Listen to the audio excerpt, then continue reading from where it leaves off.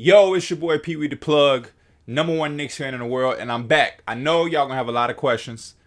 Where's the Minnesota Timberwolves rebuild? What happened? What's going on? When we getting it back? We gotta finish it. I'll answer those questions as much as I can, as best as I can, in the comments when you guys ask them, because I know they're going to be there. But for now, my attention and my priorities are the Portland Trail Blazers. How do I make this team have some type of energy that's worth keeping up with? Right now, in my opinion, I feel like the Portland Trail Blazers are in a situation where nobody really cares.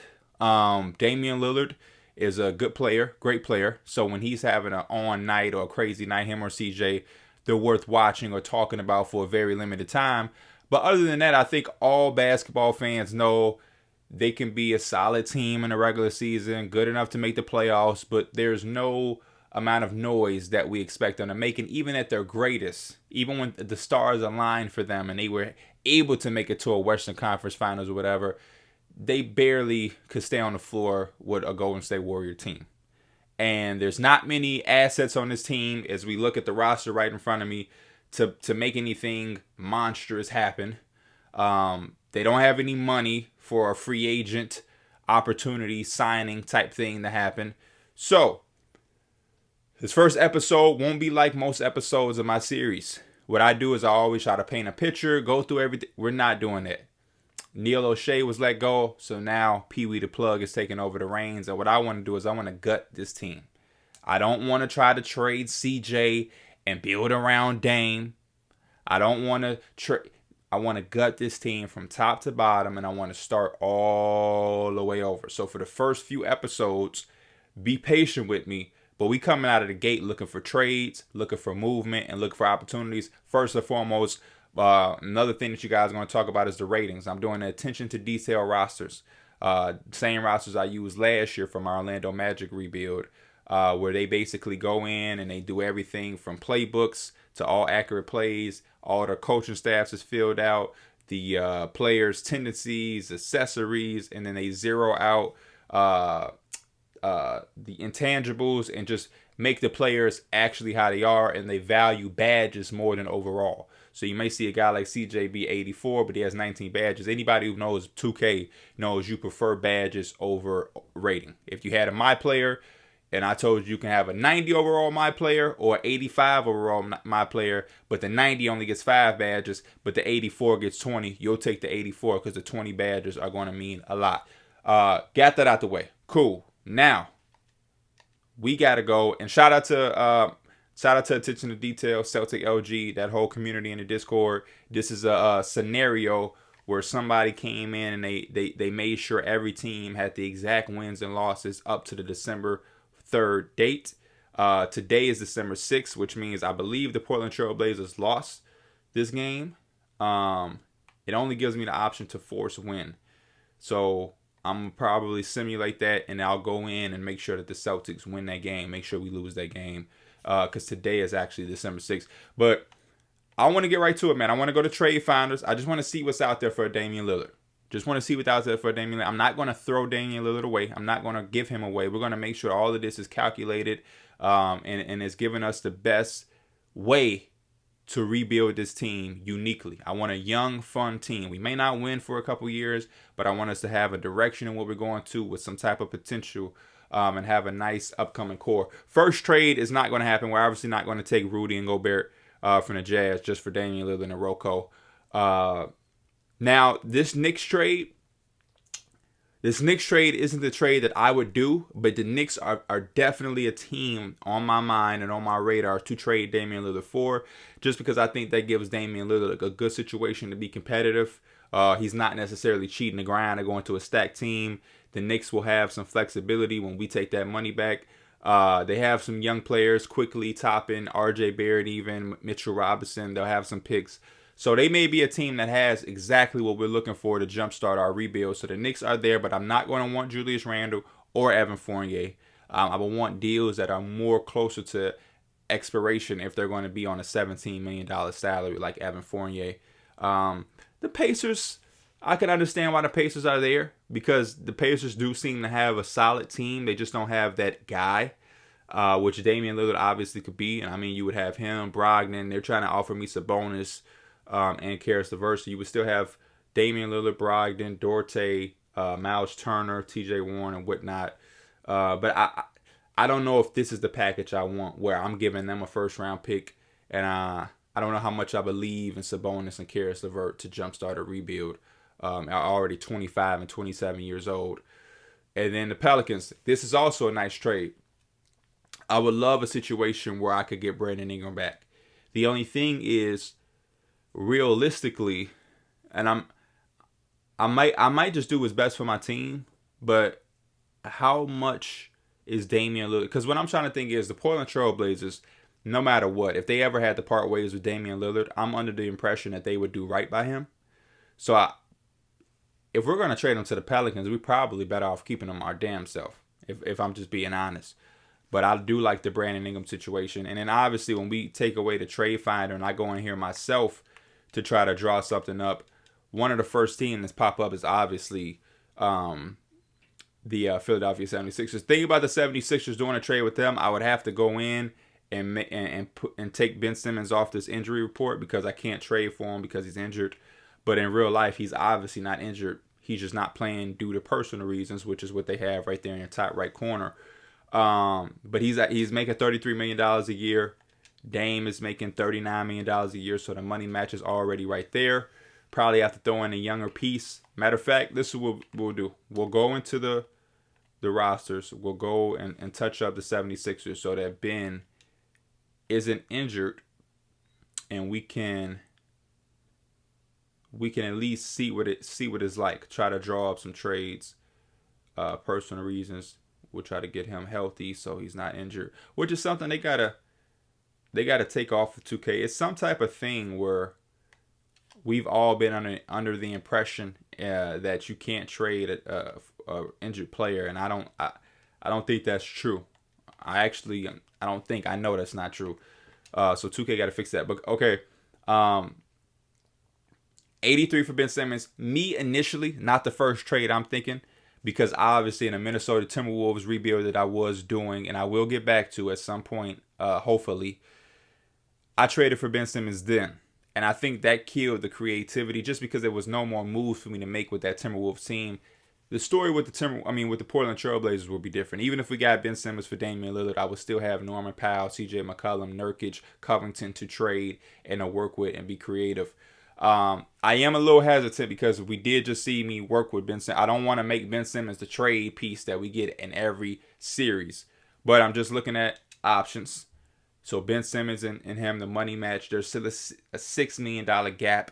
And obviously, first and foremost, I want picks. I need at least 2 picks. Give me this year's pick, unprotected, because Philly is going to be good. And give me next year's pick, unprotected. Even though they say you can't trade back-to-back picks, they're letting me. So, $6 million gap. I'm trying to see if there's any. I would want Matisse. Is there a way that... What are they saying now? This trade is illegal for the 76ers team. Can at most 0 players on this roster during the season. Is there too many players? It's not enough players. Let's try to give a player away to even it out. Now they're saying it's even. Okay. So this is the type of trade that I would want from the Philadelphia 76ers, where I get a Ben Simmons, get a Matisse Thybulle, and then these two picks. Now, honestly speaking, in real life, the Philadelphia 76ers would probably have to make some type of decision, just because they're giving away Ben Simmons and Matisse Thybulle, which is their defense, on the perimeter. Obviously, Joel Embiid is going to protect the rim and whatnot, but the perimeter defense takes a significant drop.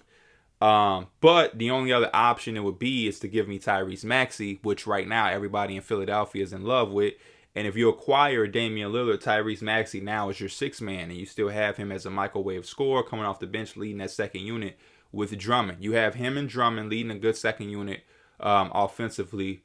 So Philly would have to make a decision on Matisse Thybulle or Tyrese Maxey. As of right now, Personally, I would think that they would be more willing to give up Matisse Thybulle because Tyrese Maxey has been playing incredible basketball, and I think he would be playing only better if he was a six-man off the bench with Andre Drummond.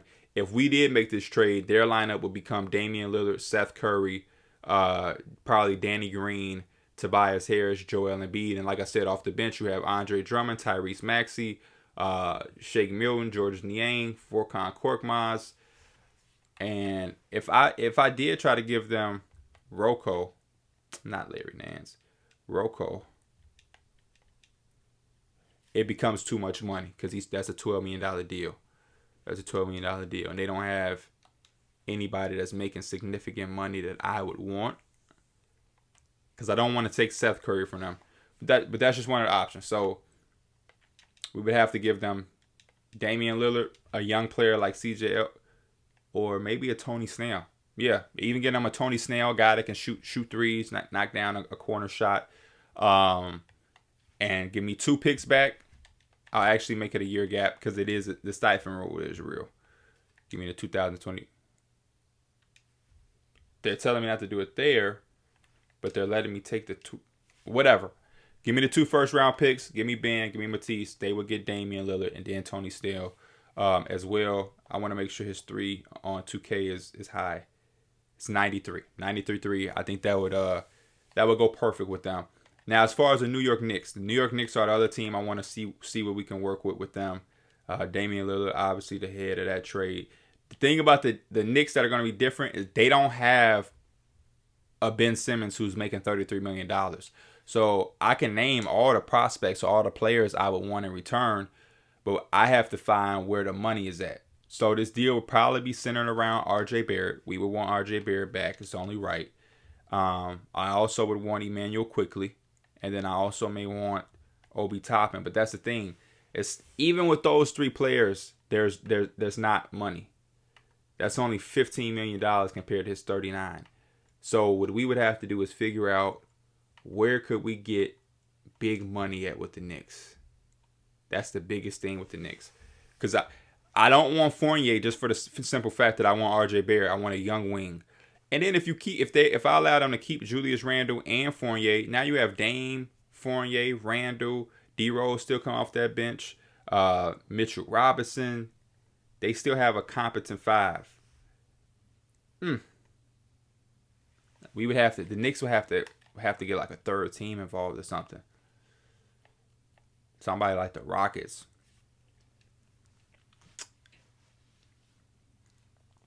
There would have to be a third team involved that has some type of money. Even the Thunder, the highest paid salary is $9 million. The Thunder don't have a guy that's currently under this year because I know Shea got the extension. But as far as this year, nobody makes double-digit millions for them. Which frustrates me because I didn't want the only option to be the 76ers. Now I feel like the only option we have of trading Damian Lillard is to the Philadelphia 76ers.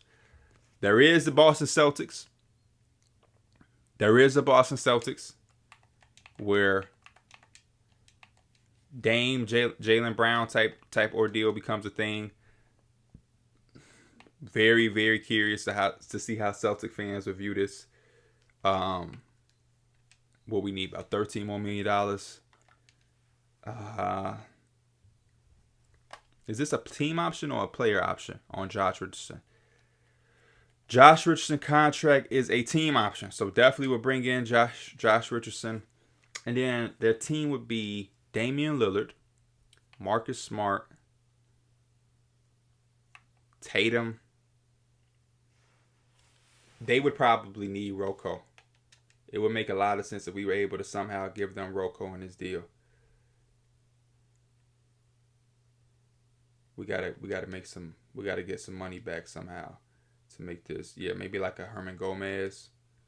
Yep. This would make a lot more sense because now you're able to have Damian Lillard, Marcus Smart, Robert Covington, or Jason Tatum, both your wings, and then you have Horford, Robert Williams. And I would still even throw in a Tony Snell just to be able to give them some type of depth.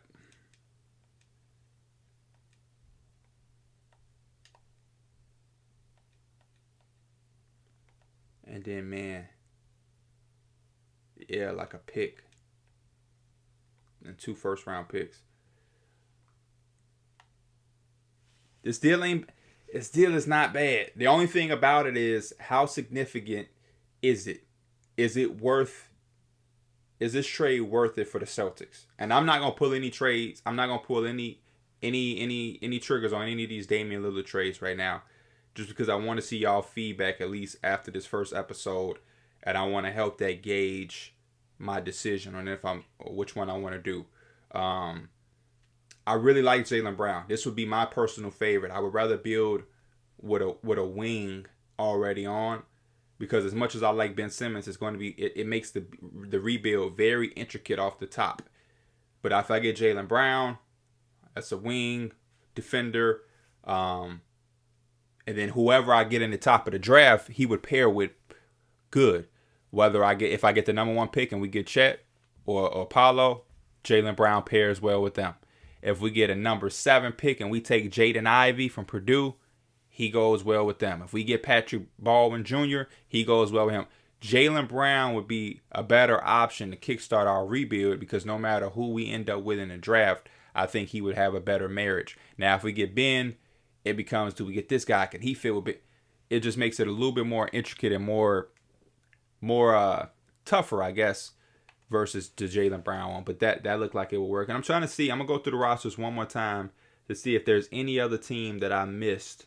I mean, if we being honest, the way the Wizards have been playing, and Dinwiddie ain't playing his best basketball, he has a player option. We would only have to keep him around for a little bit of time. Give Bradley Beal another elite backcourt mate, potentially. I like some of the options out there. I do like Brandon Ingram, but again, we got to do right by Dame. We at least got to do right by Dame. We have to. Other than that, they don't have any assets, Jazz. This doesn't make sense. They need to find a way to get some money to be able to offset, or we would have to find a third team. They don't have any assets. And then he has a player option. As much as I like Russell Westbrook, I don't want to be paying him $47 million on a rebuilding team, personally. And they also don't have any assets, because if we give them Dame, they're probably going to be a good team, which means that draft pick won't really have any value. And then their young players, I don't believe in that much, because we haven't seen much. Taylor Horton-Tucker hasn't played enough for me to say I need him. So Lakers don't work. Magic, no. Luka and them, they don't have shit. Same thing with Brooklyn, don't have anything. I mean, this is another one. But again, in order for me to even show interest in this, I would have to take these dudes off injury. But outside of these two, and you can't get both, because that's $60 million if I try to get both. Outside of these two, it's nothing much here. I don't want a package of Bol and Jamal Murray for Damian Lillard. I need some key pieces, some real pieces. So I'm gonna see what y'all think of those current ones. Talk to me, man. Talk to me. Y'all talk to me about the Sixers. Talk to me about the Celtics, and then even talk to me about the Pelicans. Let me know how you feel about Brandon Ingram and Damian Lillard trade. Obviously, more will be added to it, but that would be the basics behind that package. And I guess you would have Dame. Matter of fact, I just don't know how this trade even makes that much sense, man. It don't make that much sense. Talk to me about some teams we should look at for Dame. Next episode, we'll finalize a deal for Dame, and then we'll follow the next directions in CJ, Norm, Rocco, if Rocco isn't involved in a Damian Lillard situation. I think the other guys are going to be a lot more easier to trade versus Damian Lillard, because I got to make sure I get the extreme amount of value from Damian Lillard. But appreciate y'all looking in for episode 1. I hope y'all have some good answers for who we trade Dame for. Until next time, I'm Pee Wee the Plug. Peace.